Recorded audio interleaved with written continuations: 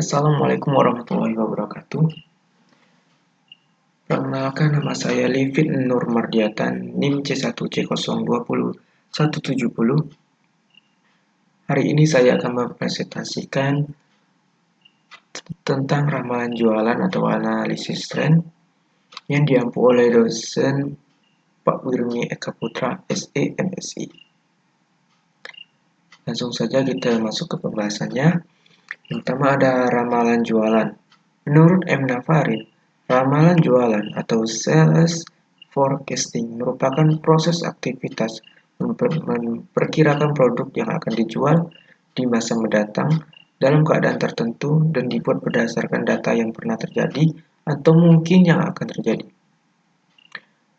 Ramalan jualan menurut beberapa ahli, yaitu menurut J. Hazer dan Barry Render. Ramalan adalah suatu seni dan ilmu pengetahuan dalam memprediksi peristiwa pada masa yang akan datang. Ramalan akan melibatkan pengambil data historis atau seperti penjualan tahun lalu dan memproyeksikannya mereka ke masa yang akan datang dengan menggunakan model matematika. Yang kedua ada menurut Sumayang, perhitungan yang objektif dan dengan menggunakan data masa lalu untuk menentukan sesuatu di masa yang akan datang. Ketiga, menurut Diana Kairani Sofyan, menurutnya ramalan merupakan suatu perkiraan tetapi dengan menggunakan teknik-teknik tertentu. Jenis-jenis ramalan. Menurut Render dan Hazer dibedakan menjadi 3, yaitu pertama, ramalan ekonomi menjelaskan siklus bisnis dengan memprediksi tingkat inflasi, ketersediaan uang, dana yang dibutuhkan untuk membangun perumahan dan indikator perencanaan lainnya. Yang kedua, ramalan teknologi memperhatikan tingkat kemajuan teknologi yang dapat menghancurkan produk baru yang menarik yang membutuhkan pabrik dan peralatan baru. Yang ketiga ada ramalan permintaan. Adalah proyeksi permintaan untuk produk atau layanan perusahaan. Proyeksi permintaan untuk produk atau layanan suatu perusahaan. Ramalan ini juga disebut ramalan yang mengendalikan produksi, kapasitas, serta sistem penjadwalan dan menjadi input bagi perencanaan keuangan, pemasaran, dan sumber daya manusia. Teknik untuk membuat ramalan jualan. Teknik untuk membuat ramalan jualan dapat dilakukan secara kualitatif dan kuantitatif atau gabungan keduanya, yaitu sebagai berikut. Metode kualitatif dibedakan menjadi beberapa, yaitu metode pendapatan para tenaga kerja, yaitu menekankan pertimbangan dan keahlian dari para tenaga penjualan. Metode ini sering digunakan oleh perusahaan kecil dan perusahaan yang menghasilkan sedikit produk. Yang kedua ada metode pendapat para manajer divisi penjualan. Metode ini menekankan pertanggungjawaban dari manajer penjualan atau produk. Metode ini dapat digunakan secara luas oleh perusahaan dari semua ukuran dan berguna dalam situasi jumlah pelanggan terbatas.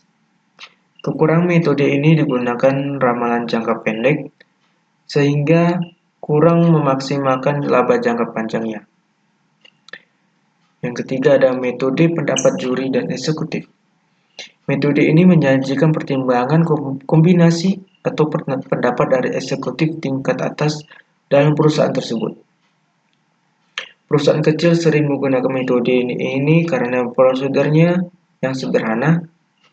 Metode ini mempunyai kelebihan yaitu sederhana, langsung dan ekonomis sehingga sering digunakan. Kekurangan dari metode ini memerlukan pengalaman khusus dan pengetahuan yang luas serta menghasilkan ramalan yang kurang ilmiah. Yang keempat ada metode pendapat dari pakar.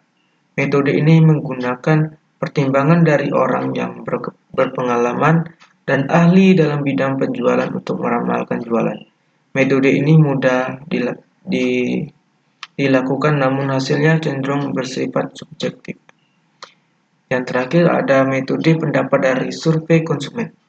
Metode pendapat survei dari konsumen ini diperoleh dari hasil survei yang dilakukan terhadap individu, rumah tangga, perusahaan, departemen negara, atau organisasi tertentu.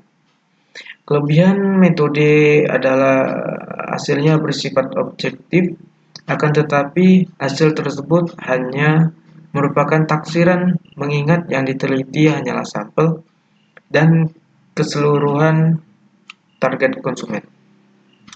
Yang kedua ada metode kuantitatif.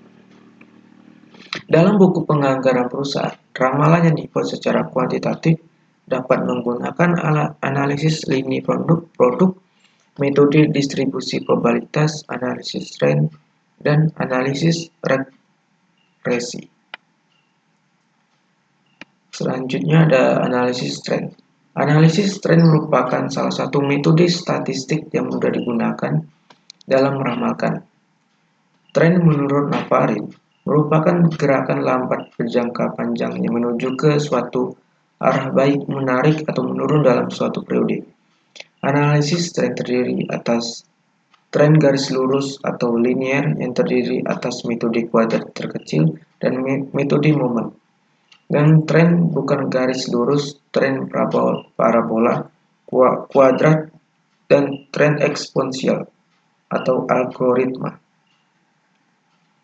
Sedangkan menurut Mariotti, menyatakan tren adalah suatu gerakan atau kecenderungan naik atau turun dalam jangka panjang yang diperoleh dari rata-rata perubahan dari waktu ke waktu. Rata-rata perubahan tersebut bisa bertambah, bisa berkurang.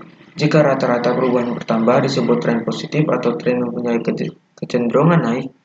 Sebaliknya, jika rata-rata perubahan berkurang, disebut tren negatif atau tren yang mempunyai kecenderungan menurun. Kegunaan analisis tren. Kegunaan analisis tren secara umum, semua anggaran termasuk analisis tren, ramalan, anggaran pendapatan, mempunyai 3 kegunaan yaitu pertama, pedoman kerja dan sebagai alat pengkoordinasi kerja, yang terakhir sebagai alat pengawasan kerja yang membantu manajemen dalam mencapai tujuan perusahaan. Baiklah, itulah hasil presentasi saya hari ini. Bila ada tutur kata saya yang salah, saya mohon maaf. Wabillahi taufiq wal hidayah. Wassalamualaikum warahmatullahi wabarakatuh.